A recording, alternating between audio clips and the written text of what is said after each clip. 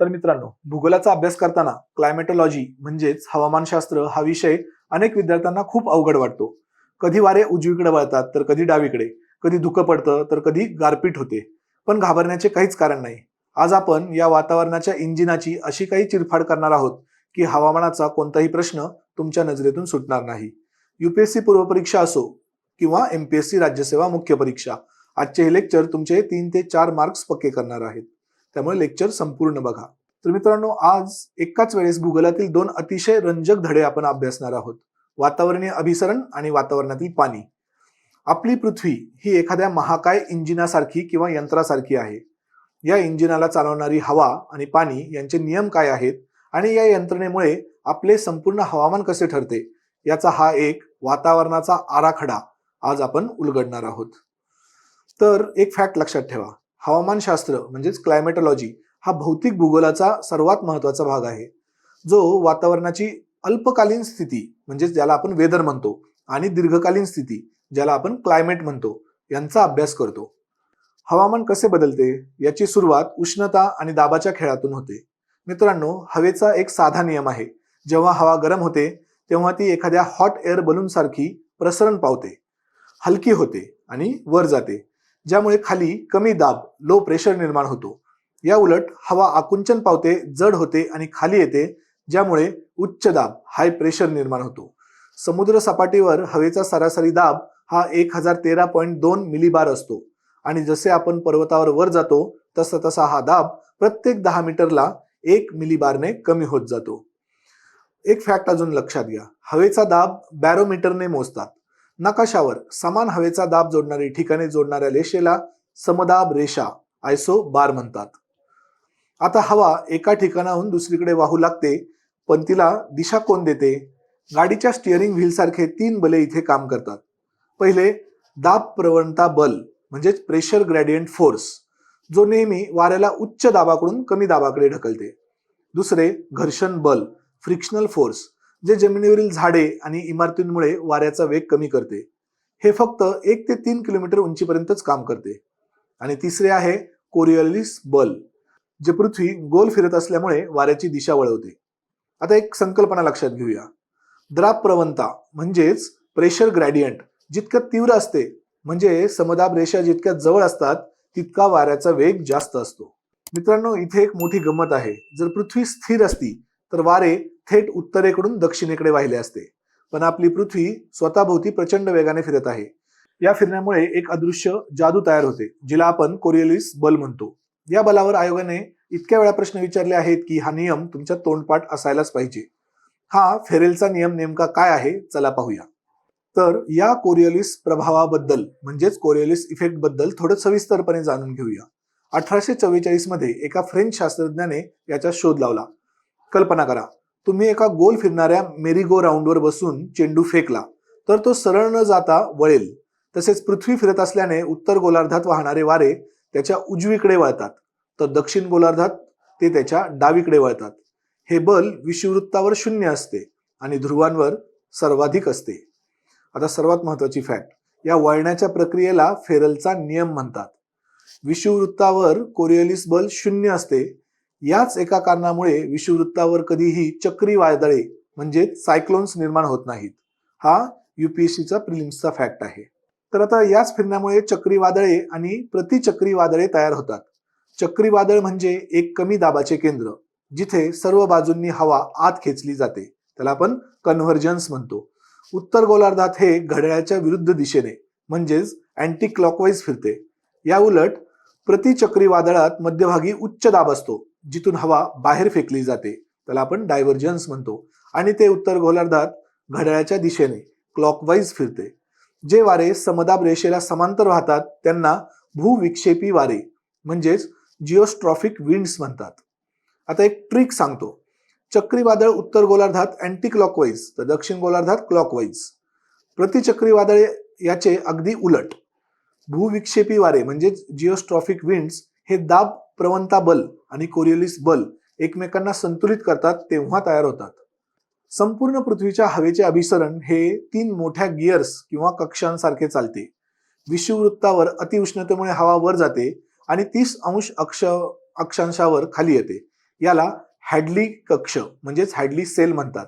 30° ते 60° दरम्यान फेरेल कक्ष फेरेल सेल असतो, जिथे आपले प्रसिद्ध पश्चिमी वारे वेस्टर्लीज वाहतात आणि ध्रुवांवरील अतिथंड हवा 60° वळते. याला ध्रुवीय कक्ष पोलर सेल म्हणतात.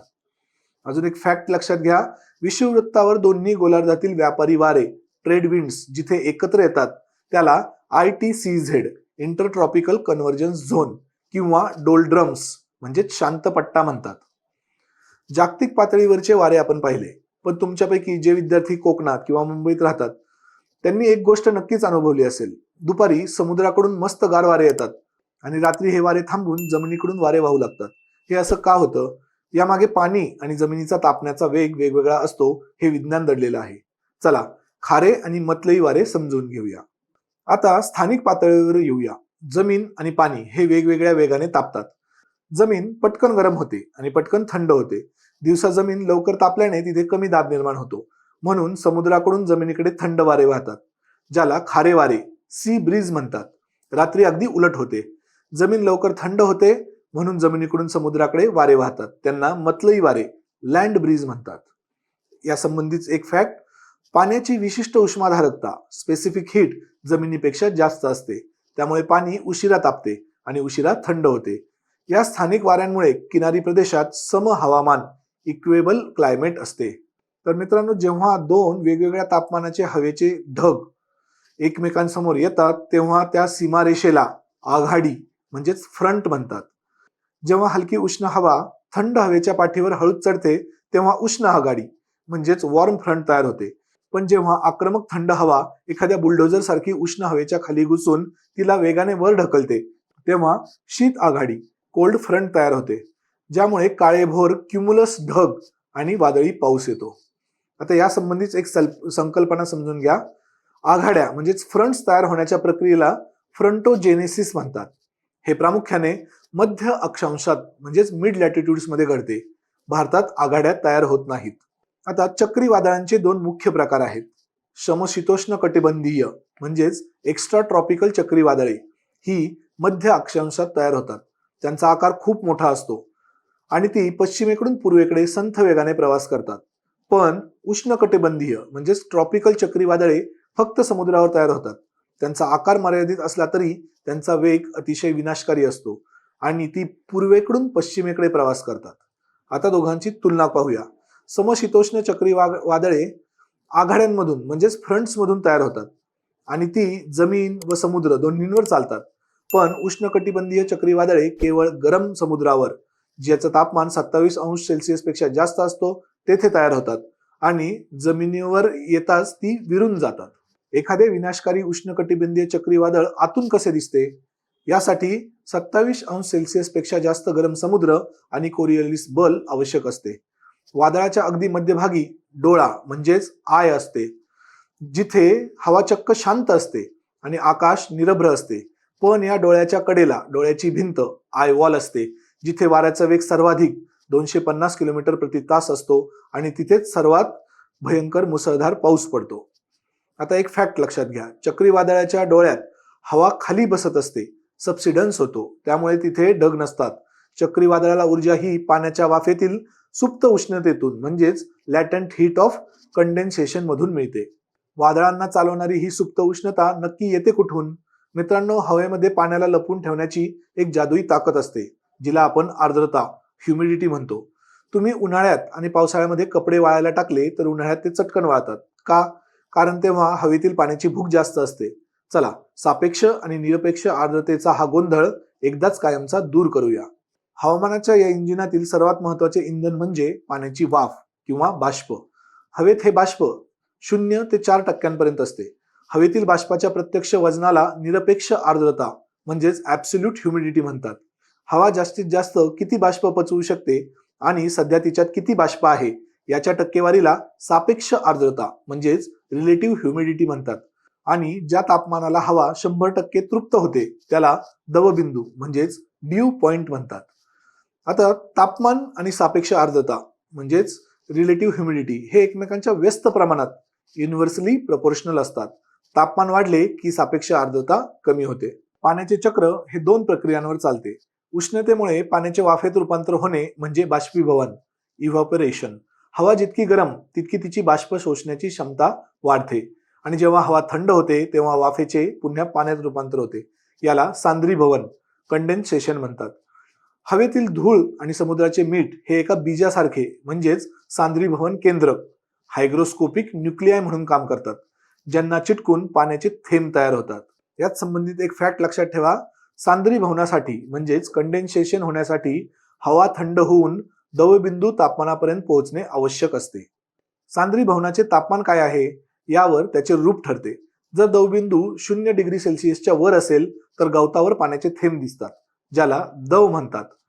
जर ते 0 डिग्री सेल्सिअसच्या खाली गेले तर बर्फाचे स्फटिक तयार होतात, त्याला दहिवर म्हणजेच फ्रॉस्ट म्हणतात. जेव्हा जमिनीलगतची हवा अचानक थंड होते तेव्हा आपण एका जमिनीवरील ढगातून चालत असतो, त्याला धुके म्हणजेच फॉग म्हणतात. आणि औद्योगिक शहरात जर या धुक्यात जेव्हा धूर मिसळतो तेव्हा विषारी धुरके म्हणजेच स्मॉग तयार होतो. आता याच संबंधी अजून एक फॅक्ट. स्मॉग हा शब्द स्मोक म्हणजेच धूर आणि फॉग म्हणजे धुके यांच्या एकत्रीकरणातून बनले आहे. दिल्लीत हिवाळ्यात दिसणारे प्रदूषण हे याचेच एक उदाहरण आहे. आकाशातील ढगांचे उंचीनुसार 4 प्रकार पडतात. सर्वात उंचावर असतात ते सायरस ढग, जे पांढऱ्या शुभ्र पिसांसारखे दिसतात. मध्यभागी असतात क्युम्युलस ढग, जे एखाद्या कापसाच्या ढिगाऱ्यासारखे दिसतात आणि त्यांचा तळ सपाट असतो. स्ट्रॅटस म्हणजे थरांचे ढग, जे आकाशाचा मोठा भाग व्यापतात. आणि सर्वात खालचे आणि भयंकर काळे ढग म्हणजे निंबस, जे जाड अपारदर्शक असून मुसळधार पाऊस देतात. तर अशाच संबंधी एक PYQ पाहूया. निंबस या लॅटिन शब्दाचा अर्थच पाऊस देणारे ढग असा होतो. तर सिरस ढग हे बर्फाच्या स्फटिकांपासून बनलेले असतात आणि ते स्वच्छ हवामानाचे लक्षण आहेत. जेव्हा हवेचा प्रतिकार संपतो तेव्हा ढगातील पाणी खाली पडते, त्याला वृष्टी म्हणतात. तापमान 0 अंश सेल्सिअसच्या वर असेल तर पाण्याचे थेंब पडतात, ज्याला आपण पाऊस, रेन म्हणतो. तापमान 0 अंश सेल्सिअसच्या खाली असेल तर षटकोनी आकाराचे स्फटिक पडतात, त्याला हिमवृष्टी म्हणजेच स्नो म्हणतात. जेव्हा पावसाचे थेंब खाली येताना गोठलेल्या हवेतून जातात आणि बर्फ बनून पडतात, त्याला स्लिट म्हणतात. आणि जेव्हा पावसाचे थेंब वाऱ्याने पुन्हा पुन्हा वर ढकलले जाऊन त्यांच्या भोवती कांद्यासारखे बर्फाचे थर साचतात, तेव्हा त्याला गारपीट म्हणजेच हेलस्टॉर्म होतो. आता या संबंधीच अजून एक फॅक्ट. गारपीट ही नेहमी क्युम्युलोनिंबस ढगांच्या अति उंच उभ्या रांगा या प्रकारच्या ढगांमधूनच होते, जिथे हवेचे शक्तिशाली ऊर्ध्वगामी प्रवाह म्हणजेच अपड्राफ्ट्स असतात. ढगांतून पाणी खाली पडतंय, पण ते पडणार कुठे? तर मित्रांनो, महाराष्ट्राचा भूगोल समजून घेण्यासाठी हा पुढचा भाग खूप महत्वाचा आहे. कोकणात मुसळधार पाऊस आणि मराठवाड्यात दुष्काळ असे का? महाबळेश्वरला 6000 मिलीमीटर पाऊस पडतो, पण तिथून अवघ्या काही किलोमीटर असलेल्या वाईमध्ये पाऊस पडत नाही. या मागे दडलेला आहे पर्वतीय पर्जन्याचा खेळ. चला पाहूया पाऊस पडण्याचे 3 प्रमुख प्रकार. पाऊस नेमका कसा पडतो? पहिला प्रकार आहे पर्वतीय पर्जन्य म्हणजेच ओरोग्राफिक रेन. जेव्हा बाष्पयुक्त हवा डोंगरांवर आदळून वर चढते तेव्हा ती थंड होऊन मुसळधार पाऊस देते. पण तीच हवा डोंगर ओलांडून खाली उतरताना म्हणजेच पर्जन्य छायेच्या प्रदेशात प्रवेश करताना गरम होते आणि तिची बाष्पधारण क्षमता वाढते. यामुळे येथे पाऊस पडत नाही. उदाहरणार्थ आपला कोरडा मराठवाडा. आता MPSCच्या बाबतीत पाहू. सह्याद्रीच्या पश्चिमेकडील बाजू पवनाभिमुख म्हणजेच विंडवर्ड आहे, तर पूर्वेकडील पठारी भाग हा पर्जन्य छायेचा प्रदेश म्हणजेच रेन शॅडो झोन आहे. दुसरा प्रकार आहे आरोह पाऊस, कन्व्हेक्शनल रेन. विषुववृत्तावर कडक उन्हामुळे हवा वेगाने वर जाते आणि दुपारच्या वेळी विजांच्या कडकडाटासह अचानक मुसळधार पाऊस पडतो. तिसरा प्रकार आहे आवर्त पाऊस म्हणजेच सायक्लॉनिक रेन. जेव्हा उष्ण आणि थंड हवा एकमेकांवर धडकतात तेव्हा उष्ण हवा वर फेकली जाते आणि पाऊस पडतो. हे प्रामुख्याने समशीतोष्ण कटिबंधात घडते. या संबंधीची फॅक्ट लक्षात ठेवा. विषुववृत्तीय प्रदेशात उदाहरणार्थ अमेझॉनचे खोरे दररोज दुपारनंतर पडणाऱ्या या पावसाला 4 o'clock रेन असेही म्हटले जाते. शेवटी या संपूर्ण जागतिक हवामान चक्रावर एक नजर टाकूया. विषुववृत्तीय पट्ट्यात दररोज 200 सेंटीमीटर पेक्षा जास्त पाऊस पडतो, पण 30 अंश अक्षांशावर हवा खाली बसत असल्यामुळे तिथे उच्च दाब आणि कोरडी हवा असते. म्हणूनच तिथे सहारा सारखी जगातील सर्वात मोठी वाळवंटे आढळतात. तर मध्य अक्षांशात खंडाच्या पश्चिम किनाऱ्यावर पश्चिमी वाऱ्यांमुळे मुसळधार पाऊस पडतो. निसर्गाच्या या अचूक यंत्रणेमुळे आपली पृथ्वी जिवंत आहे. या बाबतीत अजून एक महत्वाची फॅक्ट म्हणजे 30 अंश उत्तर आणि दक्षिण अक्षांशावरील या उच्च दाबाच्या शांत पट्ट्याला अश्व अक्षांश हॉर्स लॅटिट्यूड्स म्हणतात. प्राचीन काळी वारे नसल्यामुळे जहाजे अडकून पडायची आणि वजन कमी करण्यासाठी व्यापारी घोडे समुद्रात फेकून द्यायचे. यावरूनच हे नाव पडले. तर मित्रांनो, वातावरणाच्या या महाकाय इंजिनचे सर्व गिअर्स आता तुम्हाला नक्कीच समजले असतील. कोरिओलिस बल, चक्रीवादळाची डोळ्याची भिंत आणि पर्वतीय पर्जन्य यावर वारंवार प्रश्न येतात. त्यामुळे याच्या शॉर्ट नोट्स बनवायला अजिबात विसरू नका. तुम्हाला आजचा हा वातावरणाचा एक्सरे कसा वाटला ते मला खाली कमेंट्समध्ये नक्की सांगा. आणि सह्याद्री IASच्या चॅनलला सबस्क्राईब करा आणि तुमच्या मित्रमैत्रिणींसोबत नक्कीच शेअर करा.